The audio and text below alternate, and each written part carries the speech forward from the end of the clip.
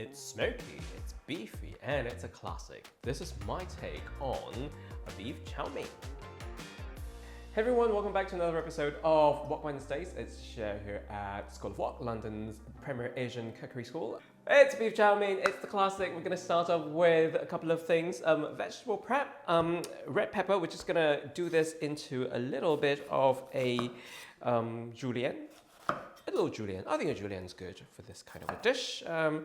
Probably not gonna use the whole red pepper. This looks like it's quite a large pepper, so I'm just gonna maybe take that in half, like I said. I'm just going to actually break this down into an even smaller chunk so it's easier for me to work with. Nice thin little cuts here because it is a stir fry and it's going to need a little bit of heat to cook this through. So smaller or the finer you can get this, the easier, the faster it is going to cook. Next up, we've got some greens here. So I'm just keeping it really simple today. Pak choi and kai lan. Just a few leaves, just kind of make it a little bit greener, make it, I don't know, healthier perhaps. So just going to slice this down.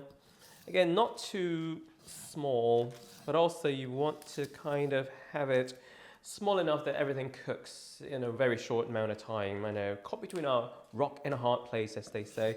But with pak choi, really, I mean, you know, you have to serve it fairly crunchy still. So I don't think anything bigger than an inch is probably too thick. So just going to maybe take another leaf and slice that up as well. For the kai lan, you can use literally anything really. Bit of broccoli, maybe tender stem broccoli. Kai lan, again, just quite crunchy, so I'm just going to just cut them on the diagonal, on the bias, to make it cook a little bit faster as well. You could use kale if you wanted to, no problem with that. In fact, I mean, kai lan, I believe, is just also kind of considered traditionally as a kind of a Chinese kale. Any kind of spring green would work very well for this as well. I decided to do the vegetables first so that I don't have to then wash up my chopping board, because the next thing I'm going to prep now is the meat. So if I started with the meat, washing chopping board, really boring tasks in the kitchen, you know.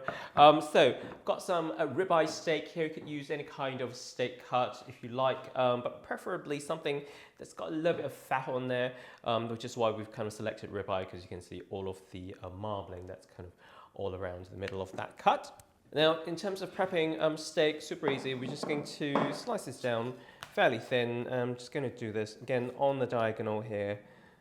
Just so I can maximize the amount of surface area. Okay, so nice and thin cuts if you can. That really does help because it will just mean that the steak's going to cook fairly quickly. And obviously with such thin cuts, in order to get nice precise cutting, you also might find that having a sharp knife handy for this kind of work in the kitchen. And then I'm just going to get all of the sliced beef in here.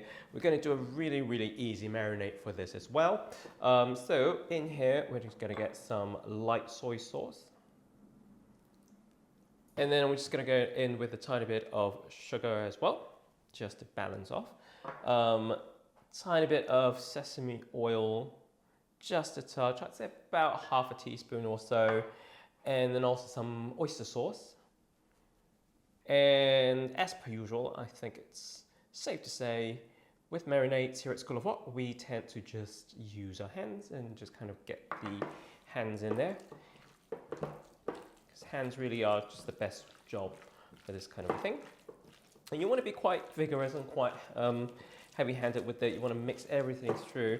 And that really gives the meat a very good chance of actually absorbing all of the flavors from the marinade. You're literally working the marinade into the meat. So that, I'm just going to leave for a few minutes and then I'm going to warm up my wok. Oh, in the meantime also, I've got some noodles, some egg noodles, which are dry, and they just need a little bit of soaking in hot boiling water, so I'm just going to do that.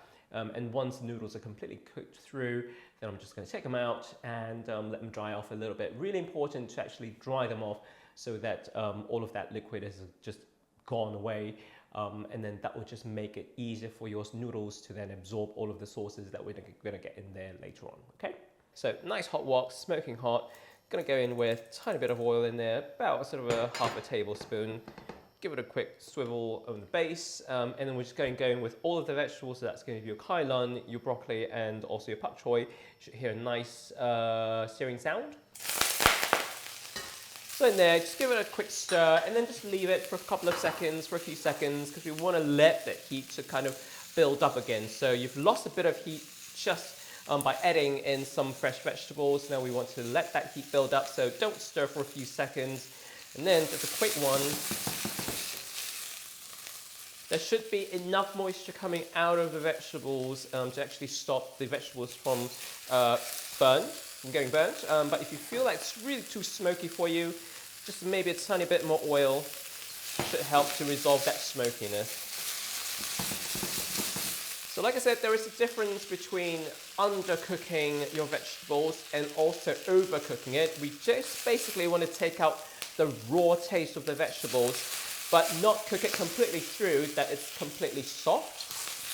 So this is where you need to pay attention to the texture of your vegetables in the final product. So I've given the vegetables about 30 seconds now, and then in go the bean sprouts. Another quick stir, and just give it another 10 seconds or so. Bean sprouts don't really need much cooking. Again, we want to retain as much of the crunchiness of the bean sprouts as possible. So once that's done, 10 seconds they're out, and then they go straight out onto a plate or into a bowl. So you can see the vegetables, particularly the greens, still have the vibrant green. That wok needs to now go back on the heat. Whatever you're using, whether it's electric or induction or gas, needs to go back on the heat, and you want to heat this up so it's nice and hot again before you can move on to the second part of the stir fry, which is going to be stir frying the noodles. Okay, so whilst the wok is heating up, I just want to quickly talk to you about why we are then going to cook off the noodles, purely just to kind of get some nice charring to go on there on the surface of the noodles, as well as to get some wok hei to go in as well. Wok hei in Cantonese, or guo ti in Mandarin. All it is just kind of getting enough heat in your wok and enough of that oil to kind of cook the food that you're cooking, and it creates smokiness, which then imparts into your food, which in this case we're trying to do with the noodles. So it's quite a big bunch of noodles, so I might just kind of loosen this up a little bit as it goes in.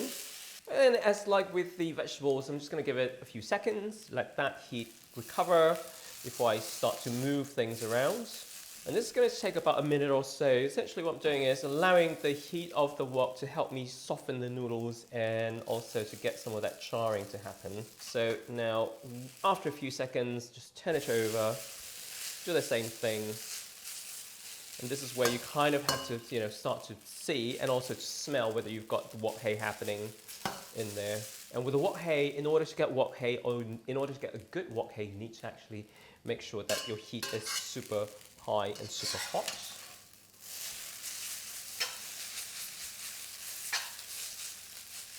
Right, so I've kind of turned the noodles over a few times now. Every time just kind of checking, making sure I've got some coloring on my noodles.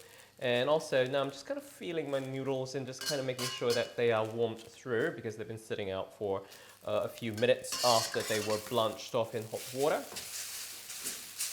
And you'll notice the noodles will just start to loosen up a little bit easier within about a minute of being in the wok. And that's just the heat just kind of softening the noodles up as you are getting the wok hei in there. So that just comes out super easy. Last thing to go in is going to be the beef. Just going to, again, do the same thing. Nice hot wok, let that heat build up. Okay, so that's what I'm talking about. Nice smoky situation happening here. So going in with some oil. And I'm just going to very, very carefully get my beef in there. Just go really low, drop the food in, spread it out. And because I've just put in some really cold beef in there into a hot wok, that temperature will have dropped. So I'm just going to kind of leave it for a good 20 seconds or so.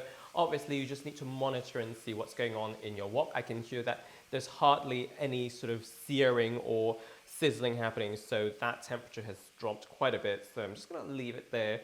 Yeah, just let it hang out. Let it do its thing. So long as nothing is burning, you're okay. Okay, lots of things happening, starting to happen now. So we're going to go in there with my spatula and flip things over. So I'm not doing lots of stirring at the moment. I'm just trying to keep everything within the bottom or the center of that wok, because that's where the hottest bit is. And I'm just occasionally loosening up the pieces of beef so that everything has a chance to properly cook. So just give it a quick stir. Tease apart the slices of beef and then just leave it alone. Right, so I can see the beef is all done because we did cut the beef up ourselves, so we know that, you know, it was one big giant piece of steak. So you can actually have it, you know, basically rare, right? So that is all good to go with the next step, which is now combining all of those things. So my noodles can go in. Give it a quick stir, mix everything through. So now the noodles have got a chance to kind of absorb all the flavors of the beef. My vegetables can also go in. And then from here, you can stir, you can use a spatula. I like to use my chopsticks, going in there, mix everything through. Obviously, you want to make sure also that nothing is actually catching in the bottom of the wok. So just give everything a really good stir. And now we're just going to finally season off with a tiny bit of light soy sauce that can go in. I've got some dark soy. Dark soy is really used more for the coloring of the dish, so the noodles can sort of benefit a little bit from having the dark soy in there. It just adds a nice kind of mahogany brown and rich tone to the color of the noodles. And then finally, just a tiny bit of sesame oil, just about a sort of a teaspoon or so of sesame oil. Mix everything through. You want to make sure that you get all of that dark soy well mixed throughout the noodles, so the noodles have a chance to actually get some nice color from it. And that essentially is how you might do a beef chow mein with perhaps a smaller wok than you like, but you can actually break up all of those elements to then bring everything together at the end to create a nicely seasoned and smoky dish with lots of wok hei. And then just garnish with some spring onions, and there you have it, your beef chow mein. Great, well it's time for a little taste test. I'm just gonna grab a tiny bit of beef, plus some noodles. Oh, I think there might be some slurping coming up in like 2 seconds.